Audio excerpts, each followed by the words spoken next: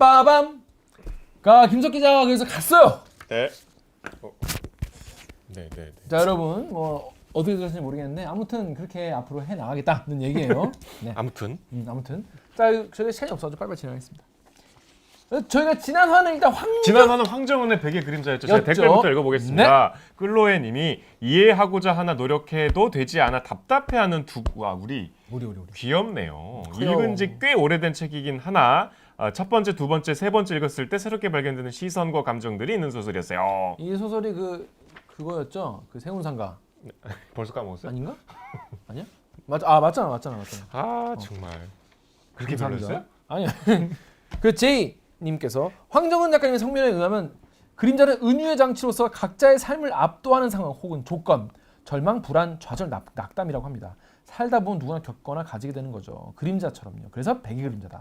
그래서 그림자, 절망, 낙담의 농도가 짙고 무거워지는 순간이 한 사람의 삶을 압도하려고 할 때 그림자가 일어서고 그림자에게 끌려가게 되는 거다. 다시 말해서 한 사람의 내면이, 삶이 무너지는 거다. 이유민 기자님처럼 저 역시 황 작가의 작품이 노골적이지가 않아서 좋아해요. 노골적이지 않은데 서늘할 정도로 예리하고 집요하고 따뜻하죠. 인간과 사회에 대한 깊은 성찰 없이 불가능한 작가님 특유의 예리함과 집요함과 따뜻함, 그리고 많은 사람들에게 사랑받기 위한 전략 없음이 나는 몸소리치게 좋아요. 참고로 상류의 맹금류는 소설집 아무도 아닌에 수록되어 있습니다. 주옥 같은 단편이 너무 많다. 아무튼 이유민 기자님 너무너무 부러워요 라고 하셨습니다. 이분은 굉장히 팬이었군요. 황정은 작가의. 김 기자가 그림자 자꾸 뭐냐고 물어봐서 이런 댓글 많았잖아요. 너무나 감사한 댓글이었어요. 덕분에 잘 이해가 됐습니다.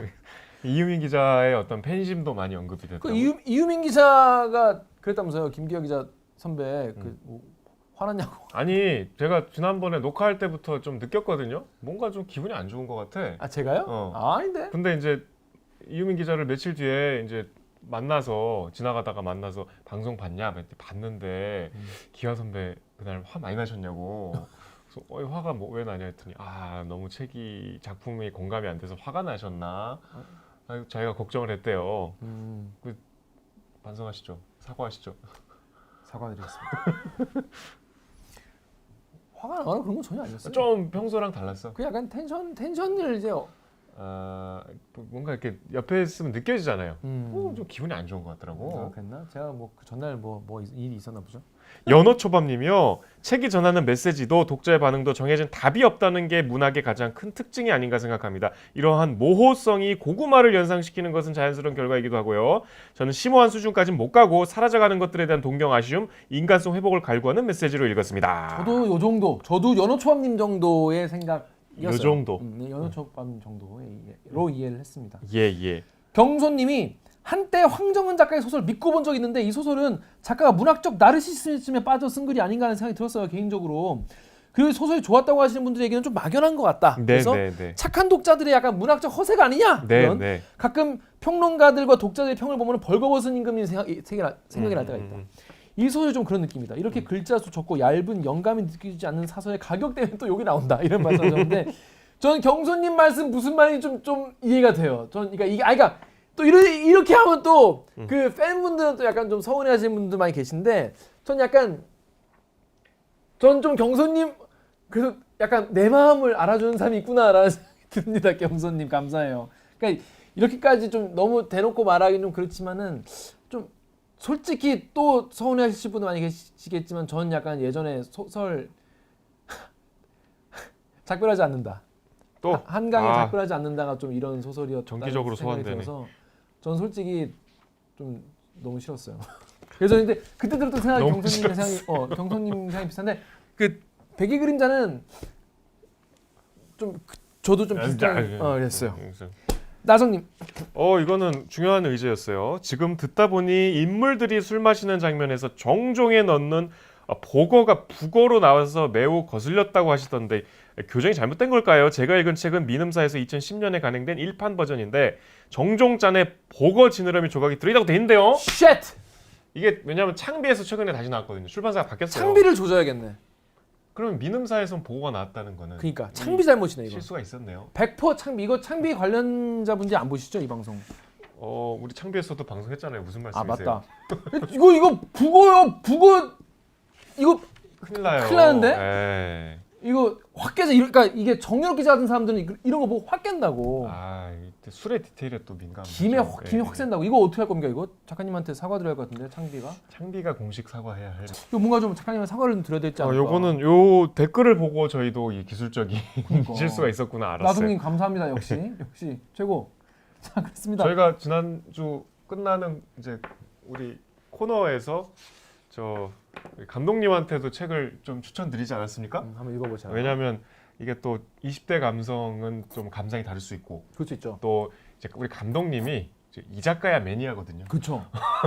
보고 들어가 있는 종종 매니아거든요. 음. 네, 그래서 좋아하실 수 있지 않을까. 맞아요. 그래서 저희가 부탁을 드렸죠. 네. 이번 편은 꼭 한번 좀 왜냐면 솔직히 정말 이 팬분들 많이 계시지만 저는 좀 이거 내가 나이가 너무 많아서 이미 내가 늙어서 해마가 다 뇌에 있는 해마가 다 죽어서 뉴런이 일을 안 해서 그래서 내가 못 읽을 수 있으니까 20대가 읽으면 어떨까 싶어서 저희가 강제로 저희 촬영하는 감독님한테 강제로 정중하게. 강제로 정중하게 네. 읽어서 오셨으면 되게 좋을 것 같고 꼭 읽어와라 이렇게 말씀드렸어요. 읽지 그래서- 않으면 오지 마라.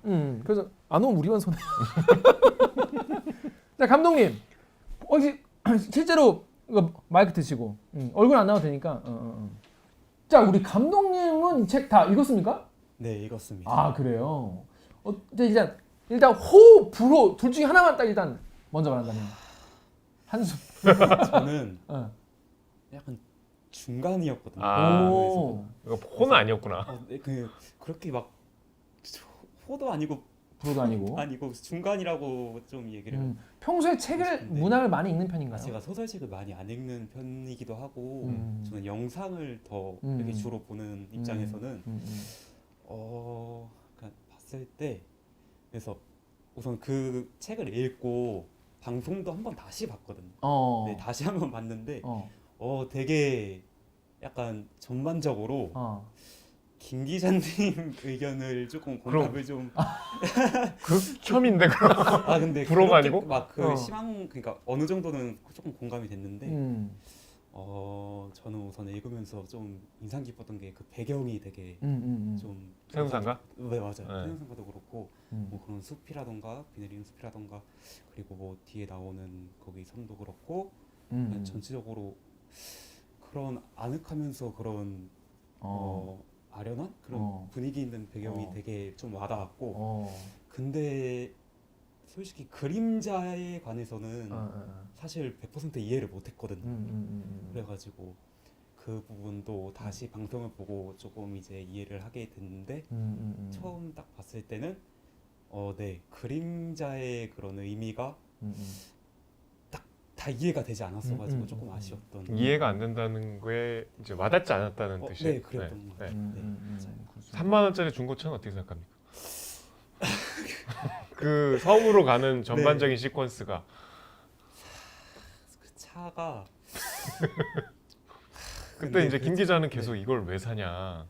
근데 저는 이제 얼마나 애틋하냐. 그 부분에서 약간 둘이 의견이 갈렸어요. 그쵸. 어떻게 봤어요? 저도 근데 거기서는 약간 애틋한 편에 조금 더 오, 가깝거든요. 그래요? 착한 네. 사람들이 이래요. 오, 내가 진짜 사회에 썩었어, 물들어 썩었구나 아주 내가 진짜 내가 완전히. 그게 아니라 음. 네 그게 조금 가깝긴 했는데 근데 이제 약간 시대도 조금 다르고 그쵸. 그렇게 그러다 보니까 막 완전 현실적으로 생각하면 사실 그렇지. 김 기자님 말씀대로 약간 그렇게 생각 와닿기도 했는데 어. 책을 읽을 때는 그렇게는 생각이 안 들고 네. 책을 읽을 때는 그 자연스럽게 네 맞아요. 받아들여졌다. 그거는 이제 야, 근데 용산 참사 그때 시기가 이제는 시대가 다르다고 옛날, 할 만한 그러니까, 세월이 흘렀구나. 그럼요. 아니 그리고 몇 년생이죠 본인? 98년생입니다. 98년생이다 말이야. 자, 그렇습니다. 저는 그래서 이 되게 진작 읽어오라고 할 걸 이런 생각이 드네요. 그동안 감독님을 활용하지 않았다. 그게 감독님을 이제 왜 독서 지옥에 한번 독서 빠져봐라. 지옥에 빠뜨려야겠다 이런 생각이 드네요. 아니 그러니까 왜냐하면 그 우리 감독님은 이제 약간 취향이 저는 이 베개 그림자의 정서랑 좀 맞을 거라고 생각했어요. 그리고 되게 그 굉장히 그 좋아하는 영화들이나 평소에 그 취미를 들어보면 이 소설 속 세계관하고 굉장히 좀 잘 맞을 수도 있겠다고 생각했어요. 책의 그 전반적인 분위기는 되게 좋았어요. 네. 그 세 명이서 그 종종 마시는 장면 네, 그 왠지 장면도 나는 좋아할 것 같더라고. 그 장면도 인상 깊게 읽었습니다. 어. 그리고 전체적으로 그랬는데 약간 이렇게 오고 가는 대화라던가 어. 그런 100%이 딱 와닿지는 않았어가지고 그게 조금 아쉬웠는데. 우리처럼 좀 간지러웠어? 어떤 거요? 오글거리는 느낌. 오글거리는 느낌. 그러니까 막 오글거리진 않았는데 그냥 조금 이렇게도 대화가 이어지는 건가? 그러니까 그 정도의 감상은 네. 소설을 읽어서 얻을 수 있는 약간 그런 새로운 경험, 낯선 경험 뭐 이 정도로 좋게 볼 수도 있긴 할 네. 거예요. 네네네 그렇게 하면 좋을 수 있을 것 같아요. 그런 느낌으로. 본인은 그렇게 연애할 것 같아요? 아니요. 알겠습니다. 알겠습니다. 아, 그 오늘 우리 감독님 읽어오신 것 감사하고 말씀 정말 감사합니다. 앞으로 그러면 종종 읽어오셔야겠네요. 종종 읽어오셔야겠네요. 예, 좋아, 예, 좋아. 예. 본인에게 도움이 되는 거예요. 이제 감독님의 저희가 이제 하다 부르다 이제 팀장 부르고 막 작가 부르다가 이제 아니, 촬영 이제 감독님까지. 어느 날 자취를 감출 수가 있단 말이야. 자, 그렇습니다. 하여튼 되게 호불호가 갈리고 또 좋은 부분도 있고 막 약간 이해 안 되는 부분도 있는 그런 소설이었어요. 자, 그렇습니다. 끊고 갈까요? 자, 여러분 그래서 지난주 100개의 그림자. 100의 그림자. 100의 그림자. 그 100개의 그림자 아니고 왜 100의 그림자고 했지? 100개 그림자보다 낫다. 100의 그림자. 100의 그림자 나요? 그러니까 오진주가 힐백으로 써오는 거 아니야? 아무튼 자 붙였나요? 자, 저 이번 주에 다룰 소설은요. 서정인 작가의 강이라는 소설입니다. 네. 여러분 읽어 오신 분 안 계시면 지금 스페이스바 누르고 요새 그게 안 나오대요? 이보시오 주인장. 그게 없대 요새는. 이게 뭔데? 늘 그랬잖아요. 서점에 달려가서 주인장. 그렇죠. 제발. 서정인의 강을 내놓으시오. 제발. 아니면 서정인의 강은요 223페이지에서 시작을 하거든요. 244페이지에서 끝나. 그러니까 20쪽 10장짜리 소설. 실화냐? 가성비 실화냐? 실화입니까? 가성비 실화입니까? 서정인 하면 강이지. 10장을 읽으면 그 말을 할 수 있단 말이에요. 여러분께 가성비 극강의 소설 서정인의 A River 추천드립니다. 강에는 강이 나오지 않습니다. 강에는 강 얘기가 한 번 나와요. 한 번 나와. 그 우리나라 강이 아니잖아요. 아무튼 한 번 나와. 자, 어떤 내용인지 예. 10장짜리 소설을 1분 만에 요약 못하면 그게 오히려 좀 말이 안 되는 사람이겠죠? 아, 요거는 또 다른 면에서 요약하기 쉽지 아, 않은데. 예. 그러면 자, 오늘도 우키행의 지난주 정리 망했잖아요. 기자의 1분 요약으로 시작하겠습니다. 어떤 내용인지 준비됐나요? 네. 준비 시작. 늙은 대학생, 세무사 직원, 전 초등학교 선생님, 요 남자 셋이서 진눈깨비가 내리는 날 버스를 타고 군할이란 마을에 결혼식을 갑니다. 버스에서 잡담을 해요. 진눈깨비를 보고 각자의 생각, 뭐 추억들을 생각해요. 뭐 논산훈련소 생각도 하고 그날 헤어진 여자친구 생각도 하고. 그래서 거기서 또 같이 자리에 앉아서 가게 된 여성이 한 분 있는데 넷이서 뭐 대화를 간간히 하다가 내려서 결혼식 갔다가 끝나고 셋이서 이제 술을 마시러 갑니다. 술을 마시러 가다가 술집인 줄 알고 들어가는데 여인숙이더라고. 근데 늙은 대학생은 나 그냥 여기서 잘래. 그리고 나머지 둘은 술을 마시러 가서 거기 이제 또 다른 여성분들이 거의 직원들인가 봐요. 버스에 같이 탔던 여성도 거기 와요. 대학생 이제 좀 데려와라.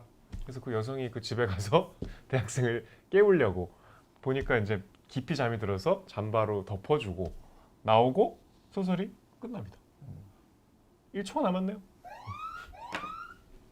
그런 내용입니다. 진짜 끝이에요 이게. 나는 그 대학생이랑 또 응? 좋은 일이 있을 줄 알았어. 그런데 소설이 끝나버렸다. 네. 개빡치죠? 서정희 선생님 붙잡고 조금만 더 써주세요.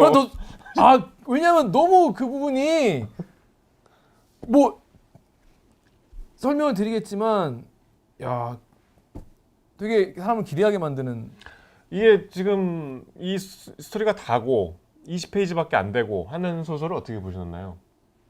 어떻게 봤냐고요? 어땠습니까?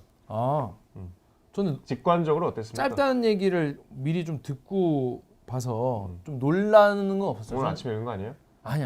저는 아버지와 치악산이 정말 충격적으로 짧았고 뭐 얘기 하다 말 많아 이런. 더 짧지 이게? 네, 근데 이게 더 짧아요. 근데 약간 그거 생각났어요. 서울 1966인가 그거?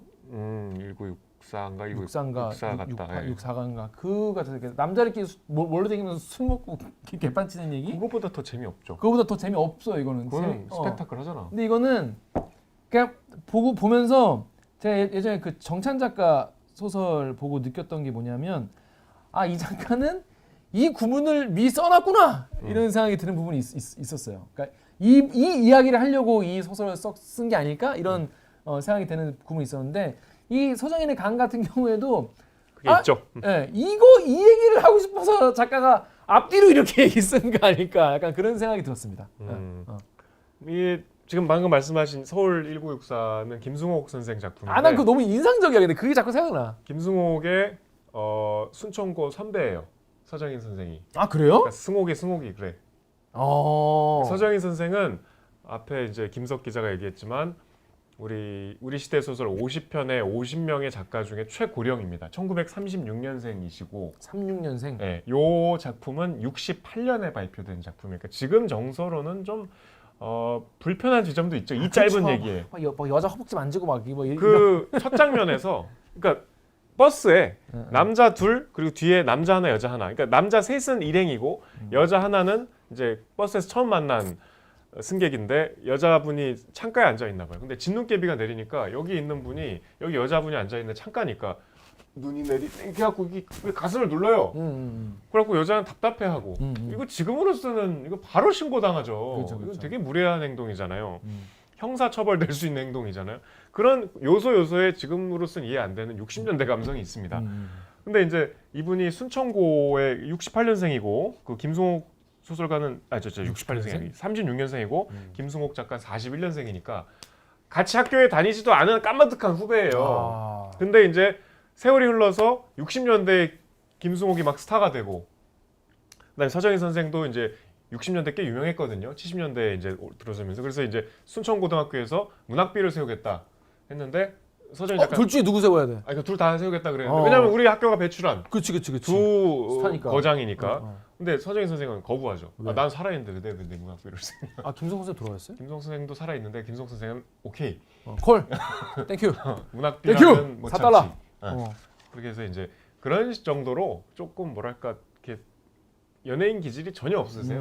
드러내는 걸 별로 안 좋아하시는. 그래서 서정인 선생은 그 이후에 전북대학교 교수를 오래 하셨어요. 영문과 교수를. 그래서 사실 이게 중앙문단에서 좀 거리를 두고 생활을 해오셨기 때문에 명성에 비하면 그렇게 크게 막 상을 많이 받거나 아니면 막 이렇게 지면에 자주 등장하는 작가는 아니었어요. 그러니까 많이들 몰라요. 근데 하여튼 이번 전체 목록에서 가장 오래된 소설이고 소설 자체도 제일 68년 작품이니까 작가도 제일 고령이시고 근데 제가 뵙고 왔는데 87이신데 아주 건강하십니다. 네. 건강관리 비결은 힘차게 건강관리 비결은 산책. 걷기. 네, 그리고 금주. 술 안 드세요? 술을 이제 한 10년 전에 끊으셨대. 그럼 정현 기자도 77살에 끊을 거예요? 그러면 되지 않을까요? 그렇죠. 그때까지는 그냥 7살까지는 신나게 먹고. 신나게. 네. 자, 서정인 작가의 강. 이 소설 저는 사실 직관적으로는 약간 이렇게 관조하듯이, 그러니까 뭐 소설 내용 자체가 그렇잖아요. 약간 관조하듯이 이렇게 지켜보듯이 하는 그런 내용이잖아요. 보는 사람도 그렇게 보게 되더라고. 그리고 그냥 풍경화죠. 네, 캐릭터가 막 되게 막 진지하게 묘사되거나 그러지가 않고 전혀 안 그렇죠. 그래서 그냥 이렇게 보다가 야 뭐야 나와 나와 이래도 돼 근데 자막 올라가고. 근데 바로 끝나서 아니 이 뒤부터는 뭐 유료 결제를 해야 되나 이 뒤부터는 쿠키를 뭐 구워야 되나 그런 생각이 들었습니다. 스토리를 조금 말씀드려야 될 것 같은데 스토리가 없어요. 그렇게 버스를 타고 가면서 이제 잡담을 하는 게 소설의 반이에요. 거기 또 이제 그 당시에는 버스에 그 뭐라 그래 차장이 있었죠. 안내양. 네, 저는 그 세대거든요. 어릴 때 있었어요? 진짜? 난 어릴 때 한 초등학교 1, 2학년 때까지 차장을 봤어. 1학년 정도까지 차장을 봤어요. 버스. 네, 그 뒷문 버스가 버스를 탈 일이 뭐가 있지 어릴 때? 버스 타죠. 저는 경기도 안산에 살았기 때문에 이렇게 뭐 시청 가거나 뭐 시장 가고 이럴 때 버스를 자주 탔는데 엄마 따라서 그 버스가 뒤에 내리는 문 거기에 차장이 항상 앉아 있었어요.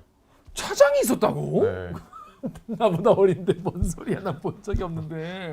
그래서 저는 차장을 알아요. 근데 어. 차장이 있었던 이제 시절에, 그러니까 차장이 있었다. 버스를 타면서 차장한테도, 그러니까 총 등장인물이 이제 5명인 셈이죠 거기는. 차장한테도 막 시비 걸고 이제 농담조로 나는 이 버스가 그냥 세워놓으려고 만든 버스인 줄 알았어. 안 가니까. 이런 개 아재 개그 진짜. 그래서 이제 가는 데가 군할이, 그러니까 지금의 김포시 군할입니다. 그래서 시골에 있는 거. 강가에 있는 마을이라서 제목이 강일 수도 있고, 하여튼 군할이로 가요. 그래서 가서 이제 뭐 내려갔고, 결혼식은 안 나오고, 이제 결혼식 끝나서 밤중에 야 우리 이제 결혼식 끝났으니까 우리 돈도 좀 받았겠다, 술 한잔 하자 하다가 이제 해서 이제 몰려다니다가 여인숙 같은데 이제 술집인 줄 알고 들어가는데, 여기 여인숙인데요, 서울집인가 거기. 술집 아닌데요. 그러니까 그러면 술집으로 가야지 했는데, 이제 그 늙은 대학생이, 뭐 늙은 대학생 도대체 몇 살쯤 됐을까? 20대 한 중후반이겠죠. 나는 그냥 여기서 잘래. 근데 이제 그때 저는 제일 이 소설에서 중요한 장면이라고 생각하는데, 근데 이제 남들은 술 마시러 가고 이 대학생은 박씨인가요? 이씨인가요? 이제 여인숙의 그 뭐 이렇게 안내를 해주려고 그 되게 초등학교 5학년짜리 소년이 나와요. 그래서 이제 뭐 귀한데. 상을 받았는지 여기 이렇게 뭘 달고 있어. 그 와갖고 너 뭐 공부 잘하나 보다 했더니 저 공부 잘해요. 접대도 1등 했어요. 그랬더니 이제 이 대학생이 속으로 온갖 생각을 하는 게 저는 이 소설의 제일 중요한 장면이라고 생각합니다. 저도 거기다가 표시를 했습니다. 네. 이 얘기, 이 사람 1등을 했다고? 그 다음부터 이제 주절주절 이제 인생의 진리에 네. 대해서 얘기를 하면서 너 어차피 그래봤자 네 인생 뭐 이런 얘기를 하는 거예요. 그 얘기가 이제 제가 봤을 때 이 소설의 핵심인 것 같아. 저도 이제 거기다 이렇게 체크를 해놨어요. 자, 그런데 서정인의 강, 네. 이 작품 보니까 이 작품이 가장 대표작인가 봐요. 서정인 작가의. 그게 이제 좀 작가 자신도 좀 불만인 거고. 그래요. 왜냐하면 서정인의 작품 세계도 넓고 깊습니다. 그리고 80년대에 쓴 작품들이 사실은 서정인의 정체성을 보여주는 작품들이 많아요. 달궁이란 장편 소설이 특히 이제 판소리와 소설을 결합한 아주 독특한 형식인데, 3권짜리네. 그 우리말의 아름다움을 굉장히 그 강박적으로 드러내려고 노력했던 작가예요. 그래서 이 아마 전 목록에 들어갔을 거고. 근데 이제 아주 초기작인 강이 본인의 대표작이 돼버렸어요. 그게 본인도 되게 싫대요. 그게 이제 평론가들은 막 욕하시더라고. 이 대표작으로 누가 꼽아 놓으니까 자꾸 다른 사람들도 안전하게 그렇게 꼽아서 나는 강이 난 그냥 그런데 이거 자꾸 내 대표작이라고 하냐. 나는 그- 별로다. 작가님이랑 저랑 비슷한 생각이네요. 별로였어요? 그냥 그래. 근데 이제 강이 우리가 곱씹을수록 굉장히, 저도 처음 읽을 때보다 작가를 만나서 듣고 또 평론가를 만나서 듣고 기사를 쓰려고 작품을 여러 번 다시 읽고 하니까 대단히 훌륭한 작품 같아요. 그 장면을 좀 얘기해 보시죠. 네. 뭐냐면 소년을 만났더니 애가 1등을 했다. 앞에 어떻게 너 공부 잘하는구나 그랬더니 뭐 이렇게 달고 있으니까. 예, 접대도 1등 했어요. 그랬더니 속으로 이 뻔뻔스러운 새끼. 못생기고 남루한 옷을 입은 주제. 이렇게 생각. 왜 이렇게 못 진짜로 그렇게 나와. 아니 써 있어. 내가 생각한 게 아니라. 그랬더니 겉으로는 여기가 너희 집이니? 그러니까 아니에요. 여기는 이모부 댁이에요. 저희 집은요 저 월출리예요. 여기서 30리나 들어가야 돼요. 다 리야. 구나 리, 어. 월출 리. 이 사람이 학교는 여기를 다니니? 그랬더니 그가 이렇게 해서 소년이 없어. 그래서 뭐라고 하냐 속으로 하는 얘기인 것 그때부터 같은데 이제 속으로. 그때부터 이건 제가 이제 이게 텍스트랑 같이 올려드릴게요. 1등을 했다고? 좋은 일이다. 열심히 공부해라. 기회는 얼마든지 있다. 미국, 영국, 불란서 어디든 갈 수 있다. 내 돈 한 푼 안 들이고 나라 돈이나 남의 돈으로 얼마든지 공부할 수 있다. 돈 없는 건 걱정할 필요가 없어. 흔한 게 장학금이다. 머리와 노력만 있으면 된다. 부지런히 공부해라. 부지런히 자신을 가지고 이렇게 해라 라고 한 거예요. 그리고 나서 그 말이 끝나자 그의 머릿속에는 몽롱한 가운데 하나의 천재가 열등감으로 변모하는 과정이 떠오른다. 너는 아마 너희 학교의 천재일 테지. 중학교에 가면 수재가 되고 고등학교에 가면 우등생이 된다. 대학 가서는 보통이다가 차츰 열등생이 되어서 세상으로 나온다. 결국 이 열등생이 되기 위해서 꾸준히 고생해온 셈이다. 차라리 천재였을 때 그냥 딱 30리 산골 짝 들어가서 아까 30리 더 들어가야 된다 했으니까 뗄나무꾼이 되는 게 훨씬 낫다. 천재였는데 그냥 나무하는. 그러니까 천재라고 하는 화려한 단어가 결국 촌놈들의 무식한 소견에서 나온 허사였음이 드러나는 것을 보고 있는 것은 결코 즐거운 일이 못 된다. 그들은 천재가 가난과 끈질긴 싸움을 하다가 어느 날 문득 열등생이 되어버렸다는 사실을 몰랐다. 누구나가 다 템스강에 불을 쳐 지를 수야 없는 일이다. 허옇게 색이 바랜 짧은 바지를 입고 읍내까지 몇십 리를 걸어서 통학하는 중학생, 그에게 받쳐질 많은 동정과 약간의 찬탄, 이모집, 고모집 아니면 삼촌집이나 사촌네 집을 전전하면서 고픈 배를 졸라매고 낡고 무거운 구식 가죽 가방을 옆구리에 끼고 다가오는 학기의 등록금을 골똘히 생각하며 밤늦게 도서관으로부터 돌아오는 핏기 없는 대학생. 그러다 보면 천재는 간 곳 없고 비굴하고 피곤하고 오만한 낙오자가 남는다. 그러니까 이게 자기 얘기죠. 자기 딱 봐도 내가 봤을 때 이 구절은 엄청 오랫동안 작가가 생각해온 구절일 것 같아. 그러니까 이제 내가 늙은 대학생인데 벌써 이제 이게 자기 얘기인 게 짐작이 되죠. 내가 어릴 때 공부를 잘했나 보지. 공부를 잘하는데 이제 주변에선 천재다 얘, 신동이다. 어릴 때, 어릴 때. 초등학생 때쯤에 지금 이 소년처럼. 근데 이제 중학생 때는 천재까지는 아니고 점점 이제 공부 잘하는 사이즈가 작아지는 거지. 그리고 이제 대학생이 되니까 그냥 열등생처럼 된 자기인데 여기 이제 템즈강에 불을 쳐지를 수 없다. 이게 되게 유명한 문장이거든요. 이거 왜 갑자기 템즈강이 나왔는지 혹시 아세요? 몰라요. 그게 그 영어 수거 중에 burn the Thames라는 표현이 있대요. 템즈강에 불을 지르다. 세상을 깜짝 놀라게 하다. 라는 뜻이래요. 그러니까 이 영문과 교수님의 약간의 그 기교인 거죠. 그래서 누구나 다 그렇게 출세할 수 없지 않냐. 세상을 놀랄 만큼 뛰어난 인물이 될 수 없지 않냐. 누구나 다 우리 같이 평범한 사람들이 사실은 이 세상의 대부분이다. 그 얘기를 하고 싶으셨겠죠. 근데 여기서 나왔다시피 그거는 주변의 기대감. 사실 여기서 천재라는 거는 내가 천재로 사는 게 아니에요. 주변이 내 천재를 불러주는 거지. 어렸을 때는 집에서야 뭐 얘가 벌써 가르치지도 않았는데 얘가 한글을 읽어요. 막 이러면서 신동이라는 얘기를 막 주변에서 듣는 경우가 있잖아요. 특히 이런 작가님 같이 이게 똑똑한 분 같은 경우에는. 이제 중학교 가서 이제 뭐 시험 보면 또 막 1등 할 줄 알면 1등은 뭐야. 막 10등 안에 못 드는 거지. 그러다 보면 현실을 자꾸 차가운 콘크리트 바닥에 얼굴을 이렇게 대다 보면은 결국 낙오자로 나와서 동네 천재라고 불렀던 사람들이 결국에는 템즈강은커녕 뭐 낼가에도 불 지르지 못하는 그런 삶이 되는 그 주변의 기대와 그게 나에게 체화된 것에 대한 실망감과 그걸 충족시켜주지 못하는 것에 대한 미안함과 죄책감과 실망감을 견디지 못하고 정말 죽어버리는 게 낫겠다 그런 생각이 드는 경우가 있죠. 살면서. 그냥 근데 그게 나쁜 게 아니라는 거죠. 그게 그렇죠. 뭐, 이 사람 말은. 그러니까 이게 처음에 이제 시작할 때 진눈깨비를 보고 각자 다른 생각을 하는 장면으로 시작을 하거든요. 그러니까 뭐 이제 형 씨는 군대 훈련소 어디 갔다 오셨어? 그리고 뭐 눈만 내리면 논산이요 이놈의 막 각자 군대 갔을 때 다른 풍경을 떠올리고 또 한 분은 군대를 안 가서 그 질문 자체가 불편하고 이게 도대체 소설에 이런 사소한 장면이 왜 나왔나 싶지만 되게 중구난방으로 나왔다고 느껴서 처음에는. 꽤 사소하니까 우리가 일상에서 누구나 한 번쯤 겪었을 법한 대화잖아요. 뭐 딱 이런 상황은 아니어도 그런 일상을 그냥 계속 보여주는 것 같아. 특별한 의미 없이 그냥 버스 타고 가서 뭐 뒤에 술 마시는 장면도 좀 나오고 보면서 뭐 느꼈냐면 이거 분명히 문학 교과서에서는 뭐 파편화된 뭐 인간과 헤어져서 신선한 뭐 당시 풍경 진짜 그렇게 써있더라고. 아 그래? 교과서에 나왔으니까 너무 내가 그걸 보고 너무 웃겼어.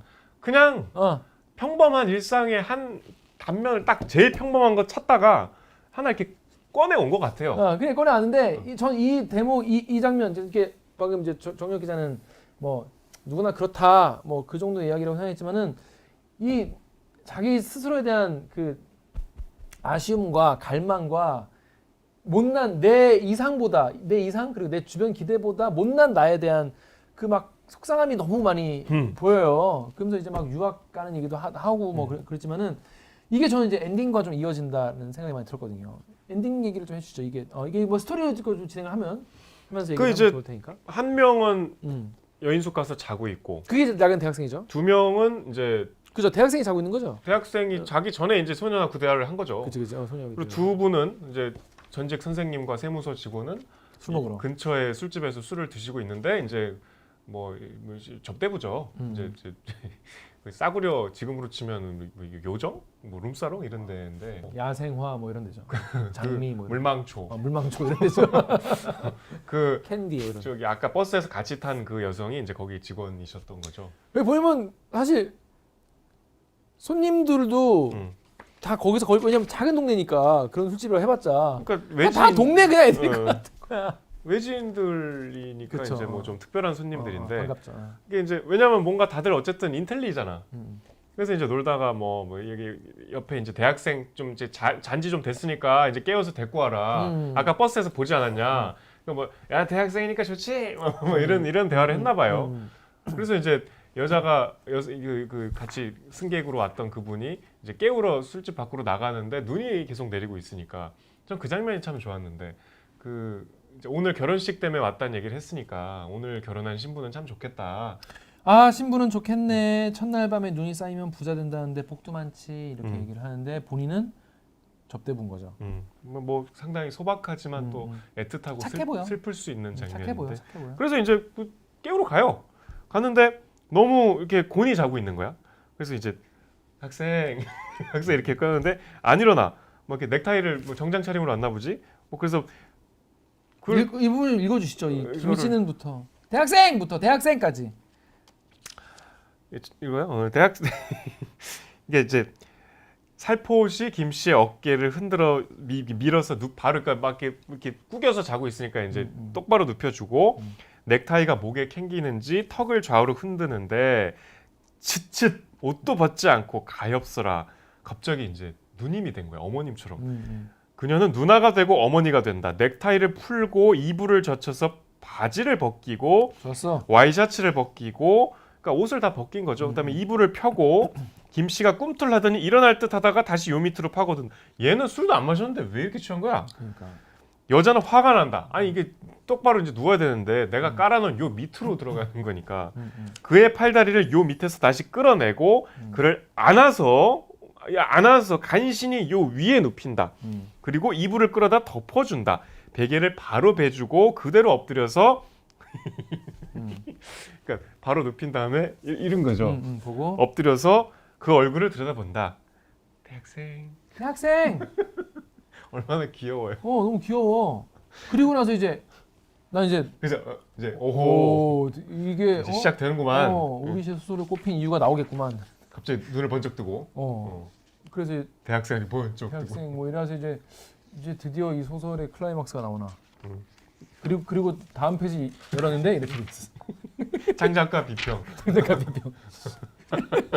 주인장 이거 아니잖아. 작가님 이건 너무한 거 아니오? 바깥에서는 눈이 소복소복 쌓이고 있었다. 그녀가 남겨놓은 발자국을 하얗게 지우면서 옛날 드라마 보면 이렇게 첫날 밤에 하는데 그 오리 같은 그 장식 페이드아웃 원앙인가? 원앙이 둘이 마주보고 있고 그걸로 이렇게 그렇게 때우지 말란 말이야. 아니면 요즘 시대가 무슨 시대인데 말이야. 물레방아 돌아가고 차라리 뒤에 유료 결제를 하게 해주세요.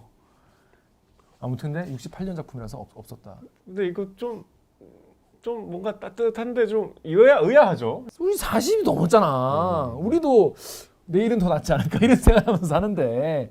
되게 젊은이가. 중늙은이가 돼 있어. 얘가 다 중늙은이 돼 있어가지고. 그 저는 이제 앞에서 그런 이제 주변에 뭐 이런 거를 이제 자기가 이제 사회 열등자가 되지 않을까 뭐 이런 쓸데없는 고민을 이미 뭐랄까 이게 저도 생각해 보면은 그런 생각 필요 없었는데 20대 때 되죠. 그런 생각 걱정. 그런 생각 막 걱정만 들고 정말 진지하게 그런 생각 들었어요. 감독님도 그런 생각 들 거예요, 그죠? 최악의 가능성까지 생각하게 되죠. 최악의 가능성을 막 생각하고 술 먹으면서 뭐 이거 있단 말.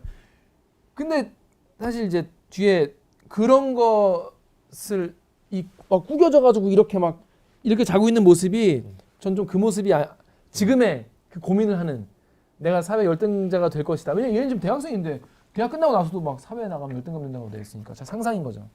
막 그런 악몽에 막 이렇게 막 시달리고 있는 그 모습이 그리고 좀 전에 그 소년을 보고 악몽의 밑바닥까지 갔다 왔잖아. 그치. 아유, 그 얘기를 씨. 하고 자니까 이제 그 악몽이 시달리는 거야. 아우 씨발 이거 템즈강에서 헤엄치는. 거의 템즈강에다 익사 죽으면 어떡하지? 막 이런 생각. 음. 난 사회 열등자가 될 거야. 어렸을 땐 천재는 얘기 들었지만 그 이제 누나이자 어머니이자 그리고 약간의 어떤 섹슈얼한 그런 어떤 긴장감 좀 있었던 정말 완벽에 가까운 그런 모든 역할을 여자가 해줄 수 있는 모든 역할을 다 해줄 수 있는 그런 어떤 존재가 와서 편하게 야 됐어. 괜찮아. 괜찮아 임마. 어? 그래, 잠이나 쳐 자. 대학생. 대학생. 귀여운 대학생. 어? 그런 어떤 위로와 포근함과 뭔가 안식과 치유, 너는 대학생이잖아. 임마. 힐링 이런 거를 주는 그런 존재의 어떤 따뜻한 위로를 네. 받으면서 이제 따뜻하게 이제 눈이 내리면서 좀 힐링을 받는 어떤 치유 소설이 아닌가. 힐링. 그러면 이제 마지막으로 제일 중요한 질문. 강이 템즈강밖에 안 나오잖아요. 근데 왜 제목이 강일까요? 저는 그렇게 봤습니다. 강이라는 건 말이죠. 네, 말이죠. 도도한 돈강. 고요한 동강. 아, 도도한 돈강. 도도한으로 하는 게 더 뭐 나을 것 이상하게 같은데. 다 틀려. 아무튼 강은 거슬 수 없는 이 인생이 천재로 처음에는 깨끗한 그 뭐 천연사이다 나오는 그 깨끗한 그걸 뭐라고 하지? 반수. 천연 안반수 하이트 맥주 그걸로 시작을 했다가도 결국에는 그 중에 원 오브 댐이 돼서 별 볼 일 없이 큰 강인을 받아가는 그런 어쩔 수 없는 그런 운명. 근데 거기에 내가 휩쓸려 가지만 그 자체가 너무 슬픈 그런 어떤 사실 강이라는 게 그런 걸 좀 상징하지 않나요? 뭔가 거슬 수 없는 운명 이런 거를 좀 대세 이런 거를 좀 상징하지 않나요? 그래서 그 강에서 사는 사람의 인생의 속상함, 서운함, 섭섭함 이런 거를 좀 한 게 아닌가? 좀 그런 생각이 들어요. 서운함, 섭섭함까지는 저는 생각을 못했고 계속 그냥 강처럼 흘러가는 수많은 사람들, 평범한 사람들. 하지만 그러니까 이게 조금 문학사적으로 보면 이제 60년대 후반, 70년대에 나왔던 소설들은 그때가 이제 격동의 현대사였잖아요. 그러니까 다 뭔가 시대와 싸우는 개인을 조명한 소설들이었는데 근데 약간 무력감 느끼는 소설도 많은 것 같아요. 60, 70년대 소설. 우리가 이제 유독 그 김승호하고 이걸 봐서 그런데 그런가. 그 굉장히 그냥 황석영하고 한번 비교해 보세요. 황석영 70년대 쓴 장길산 이런 거와 비교해 보면 정말 그냥 이게 소설로 써도 될까 싶은 평범한 얘기고 특별할 거 없는 사람들이 나오잖아요. 그 사람들의 그냥 강 같은 삶 늘 흘러가고 똑같은. 하지만 그게 강의 전부이니까 뭐 아주 그 특별한 사람들은 그 드물죠. 강에서 보이지 않을 만큼 그 강은 사실 그 특별함조차도 그냥 다 흘려 보낼 정도로 도도하게 늘 똑같이 흘러가니까 그런 우리 삶의 본질을 얘기한 거 아닌가 싶어요. 결국 엔딩이 판타지였다. 작가의 판타지. 아 누군가가 나를 그렇게 이렇게 해줬으면. 그것도 이제 젊은 여성이 했으면 좋겠다는 그렇죠. 바람인가요? 그런 바람, 판타지, 뭔가 그런 그런 어떤 욕망이라는 표현보다는 뭔가 그런 바램, 그런 약간 그런 너무 보기 힘든 그런 좌절과 절망과 그냥 걱정과 불안에 막 시달려 있는 거를 뭔가 야 괜찮아 중신아 괜찮아 대학생 정신 차려 이렇게 그렇게 해주는 사람을 끊임없이 희구하는 그런 현대 성인들의 이런 그런 모습을 그런 게 아닌가 이런 생각이 들었습니다. 그러니까 이런 얘기를 작가 선생님한테 직접 듣고 싶어서 얼마나 멋있어요. 당연히 여쭤봤는데 아니래? 기억이 안 난다 그러고 진짜로 막 생각해 하다가 강이라고 해놓으니까 뭐 괜찮더라고요. 이게 쓸 수가 없었어. 아 제목이 강인 이유? 이게 왜 강입니까? 강이 안 나오는데 글쎄요. 너무 쓴 지가 오래돼서 뭐강 좋잖아요. 억장이 무너지죠 막. 선생님. 그러니까 너무 건강하시고 대화가 잘 되는데 유독 인터뷰를 하면 자꾸 동문서답을 하셔갖고 이게 싫은가 봐 이걸 하시는 게. 그 막 그러니까 뭐 예를 들면 이런 거야. 이게 선생님 68년 작품인데 이거 지금 2022년의 독자들은 이 책을 왜 읽어야 됩니까? 라면 처음에 이제 멋있게 말씀하세요. 이게 고전의 어떤 영속성, 뭐 우리가 호메로스를 읽을 때 뭐 트로이의 그 사자후 이게 호메로스도 자기가 살던 때보다 몇 천 년 전의 얘기입니다. 그러니까 사람이 이제 왜곡을 해야 돼요.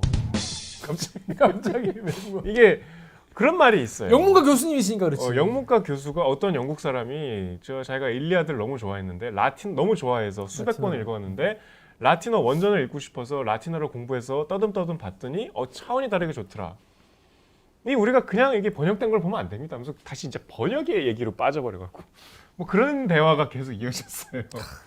인터뷰 한 기자 입장에서 정말 네. 억장이 무너지죠. 아니 뭐 소설가는 어떤 존재입니까? 이게 왜냐면 우리 시리즈의 마지막 리포트였거든. 어. 물론 이제 멋있는 대답이 일부 있어서 방송에 나갔습니다만 어떤 존재입니까? 그러면 사람은 세상을 다 품고 있습니다. 사람의 무엇이든 다 들어가 있습니다. 그렇죠, 그렇죠. 그러니까 사람을 죽이면 안 됩니다. 뭐 그렇죠. 사람께서 이제 법에- 최근에 흉악범죄 비인간성에 대해서 갑자기 얘기하십니까? 막 얘기하다가 이거 못 쓰는데 다 그렇지만 제가 좀 느끼기로는 너무 외로우셨나 보다. 되게 하고 싶으신 말이 많으셨는데 그래서 저는 이 거장의 시대의 거장의 말동무가 하루 되어드린 좋네요. 것도 보람이 있었어요. 영광이네요. 자, 그렇습니다. 서정인 작가의 강 여러분 짧으니까 한번 읽어보시고 강만 읽었나요? 이게 저기 맨 앞에 나오는 후송이 있어요. 후송이 이게 이제 데뷔작입니다. 등단작. 되게 재밌어요. 이게 후송이 초급 장교가 중위가 병가를 받아서 좀 밖으로 나가려는 시도예요. 후송의 전방에서 근무하는 중위가 나 이거 지금 병원 가야 돼. 했는데 막 계속 좌절되다가 친한 군의관 찔러갖고 좀 뭐 이렇게 진단서 받고 이러다가 후송이 결국 되는 얘기입니다. 저도 후송 봤어요. 봤어요? 네. 재밌죠? 재밌죠? 후송 너무 재밌어가지고 인터넷에서 후송 뭐 이것도 뭐 문학 뭐게 나오더만 이 작품이. 그래서 거기 보니까 이게 무슨 여기 이것도 무슨 파편화된 인간과 무슨 왜 이렇게 파편화돼 자꾸? 파편 이게 다 파편이야. 무슨 뭐 민주화 시대에 권위에 복종하는 인간의 군상의 모습을 그리고 무슨 뭐 상대의 마음을 이해하지 않으려는 뭐 현대인의 단절을 그리고 이렇게 써 있더라고. 그게 아니라 군대는 그렇습니다. 그리고 68년 이게 데뷔가 몇 년이 이게 62년이거든요. 62년에 그런데 제가 군대에 있어 2005년에도 그랬습니다. 그래서 그래요. 나름 또 중간에 아주 극적인 사건도 있죠. 한번 뭐 아는 사람에서 봐주죠. 아니 그게 아니라 내가 이제 전방에서 나가야 되는 게 히치하이킹 같은 거 해야 되는데 그 후송차가 그냥 나를 보고도 그냥 지나가. 그래서 저 새끼 했는데 그 차가 좀 이따 사고가 나. 그래갖고 거기 나를 이렇게 딱 비웃고 지나가던 그 사람은 죽어. 그래서 나 이 정도로 그렇게 저주한 건 아닌데 뭐 이런 장면도 갑자기 의미 없이 나와요. 뭐야 이거? 이런 게 있네? 이런 게 있네? 아 그게 더 좋아요? 이건 뭔가 포스가 있잖아요. 야 이거 포스가 있네. 이게 이제 처음에. 처음 멋있네. 야 힘이 있네 이게. 이게 멋있네. 이건 약간 유약하잖아. 이건 그냥 전집 시리즈 같죠. 유약하고 이게 딱 갱.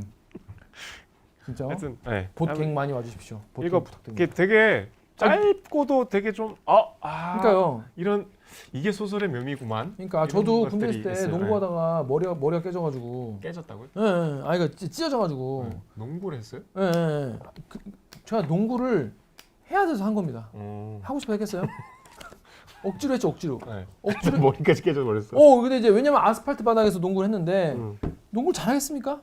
하다가 자빠져 딱 했는데 뭘 피가 이게 나는 거예요. 중대장이 내가 평생 잊지 않는다. 진짜 중대장이 저한테 왜냐면 내가 중대장한테 정말 최선을 다했거든요. 보자마자 나는 걱정일 줄 알았어. 보자마자 야 너 내 군산을 꼬이게 하려고 좀 작정했냐 이러는 거예요. 농담으로 그랬겠지. 아니 화를 냈어 나한테.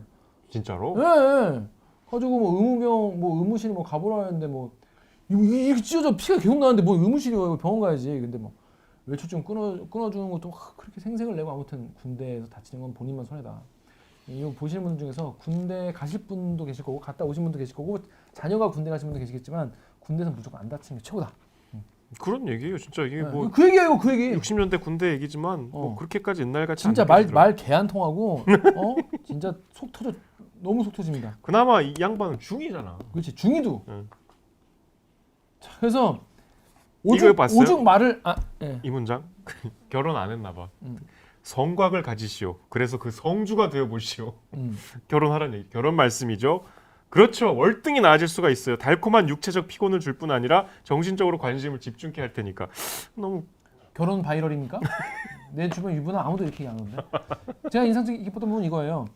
얘가 이 중이가 여기도 가서도 뭐냐면 귀가 뭐 귀에서 이상 소리가 나. 가지고 그게 이제 증상이에요. 증상입니다. 후송을 그랬더니, 받아야 되는. 야 그게 무슨 증상이야? 꺼져. 그래 또 막 그냥 해. 하다가 어디 뚫어가지고 또 이게 그거에 좀 문제 있다는 얘기를 들어. 그래서 그러면 어딜 가봐라. 어딜 갔더니 이게 무슨 병이냐? 그 증상이 없는데. 그래서 진짜 귀 소리 난다. 테스트 해보자. 그러네. 그러면 여기 가서 그 허가를 떼와. 그랬더니 입퇴원 과장이 또 있어. 입원을 하고 싶은데 입퇴원 과장이 허가를 해줘야 돼. 그랬더니 입퇴원 과장이 이비인후과시군요. 성중이가 내준 병상일지를 한 장씩 넘기면서 입퇴원 과장이 말했다.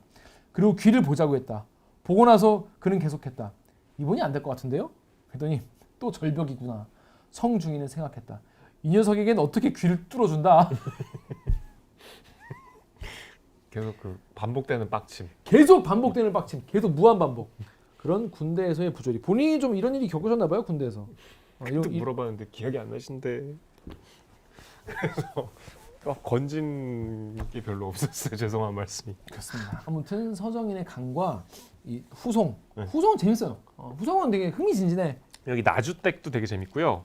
이 소설들 자체가 되게 짧고 재밌어요. 그래서 정말 이거는 60년대에 쓴 소설들하고 믿겨지지 않을 만큼 세련되고 그 짧은 데서 오는 쾌감들이 있습니다. 또. 그렇습니다. 자, 여러분 이제 서정인 작가의 강 뭐 이 한두 편 좀 보시면은 네. 60년대에 핫한 작품 보셨다. 이렇게 어디 가서 자랑할 수 있다. 이런 말씀 드리겠습니다. 이 정도로 할까요? 네. 다음 주는 무슨 소리입니까?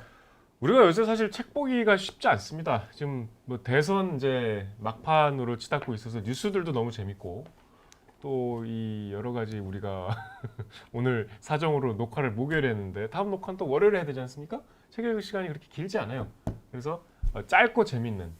또 근데 이 작품은 저희가 그 우리 시대 소설 50편에 들어가 있는데 방송을 못한 작품 중에 하나인데 못한 이유가 작가도 인터뷰 한다 그랬는데 못했어요. 왜?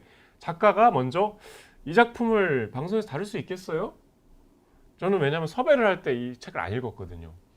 잠깐만요 끊고 책을 읽어봤는데 안 되겠더라고. 왜? 궁금하지 않으십니까? 이거는 방송 불가 작품이었습니다. 그래서 작가도 인터뷰를 하겠다고 했는데 결국 못 다뤘어요. 왜? 정희연 작가의 이 낭만적 사랑과 사회, 이게 단편집인데 이 낭만적 사랑과 사회라는 작품이 이 안에 있습니다. 그거를 읽어보시면 되겠습니다. 그렇군요. 왜 방송 불가일까? 사상 최초 방송 불가 작품 도저히 이거는 낭만적 사랑과 사회라는 정희연 작가의 작품 읽어보시면 되겠습니다. 자, 그러면 저희는 다음 주에 인사드리도록 할게요. 책 봐. 책 좀 봐. 안녕. 고생하셨습니다. 난소공이 아니야? 그러면 다음 주에? 아니 다음 주 이건 다 그랬잖아. 이거를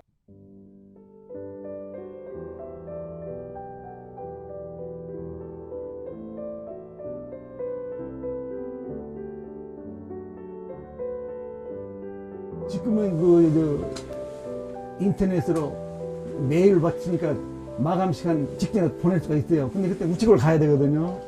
그럼 우체국에 막 쫓아가요, 마감 시간. 그렇게 발등에 불이 떨어져 있어야지 좀 넉넉하게 있으면 얼마나 좋아요. 그렇게 안 돼요. 요즘 쓰는 데가 없으니까 편해요. 안 쓰니 편해요. 야, 이렇게 편하는 건데 내가 뭘 잘났다고 머리가 퇴화를 한 것 같아요, 퇴화를. 그러니까 되게 좋은 작품은 50대, 40대, 50대, 60대, 70대 넘으면 없어요, 이제. 군화리 김포에 있는 지명이에요. 그 군화리의 결혼식에 가는 이야기입니다, 세 사람이. 해놓고 보니까는 제목이 좋대요. 그 강이 이 많은 거를 암시하는 것 같아요, 강. 흘러가니까. 내가 실제로 군화리를 간 적이 있어요. 옛날에 서울 도남동에 있는 학교에 근무하면서 학부형이 군화리의 초등학교 교장이에요. 그래서 애가 저희 집 한번 놀러 가자고. 근데 저희 집이 그렇게 재밌었던 애가 거기가 비무장지대입니다. 근데 실제로 갔습니다, 그때. 가서 그거 보고, 야, 이 배경이 참 좋은데. 근데 난 그런 분한테는 뭐라고 대답하고 싶은 거니, 소설은 예술이지 오락이 아닙니다, 오락이. 그럼 예술이란 게 뭔가? 이게 힘들어요. 좀 거창하게 말하자면은 불가능한 일을 하려고 하는 게 예술이거든요. 제 생각에 문학, 소설 이런 뭔가 사람의 모습을 보여주는 겁니다. 모습을 보여주는데 사실을 보여주는 건데 사물의 모습을 보여주는 건데 이게 엄청 어려워요. 그러니까 뭐 시지프스 신화 뭐 위로 올라가고 또 소리 불가능해요. 그러니까 그것은 어려운 게 아니라 불가능하다는 얘기예요. 선생님 생각하시기에 소설은 궁극적으로는 그 언어를 벼르고 별러서 아주 날카롭게 만들어서 한순간 핵심을 찌르는 그 현장을 잡아내는데 소설의 의미가 있다고 생각하시는 것 같아요. 소설이라고 하는 것이 현실을 그대로 드러내긴 하지만 드러내는 순간에 현실과 조금 더 다르면서 더 본질에 더 입각한 핵심을 포착해야 할 텐데 그 핵심을 선생님의 언어가 어쨌든 보여줄 수 있다. 뭐 그런 이야기는 드릴 수 있을 것 같아요. 누가 그랬어요. 나는 경험하지 않은 것은 한 줄도 안 썼다. 전부 경험한 걸 썼다는 이야기예요. 그러나 경험한 대로는 한 줄도 안 썼다. 이게 소설가는 그 뭐 007이 살인 면허를 가지고 있다고 그러는데 소설가는 거짓말 면허를 가지고 있어요. 그 경험한 그대로는 안 쓰려고 그러죠. 쓰려고 하는 사람도 있었다. 그때는 그냥 작가를 막 드러내는 사람도 있어 소설 보면. 근데 나는 어느 쪽이냐면 감추려고 그래요. 내 모습을 감추고 그러나 내가 경험하지 않은 걸 쓸 수는 없죠.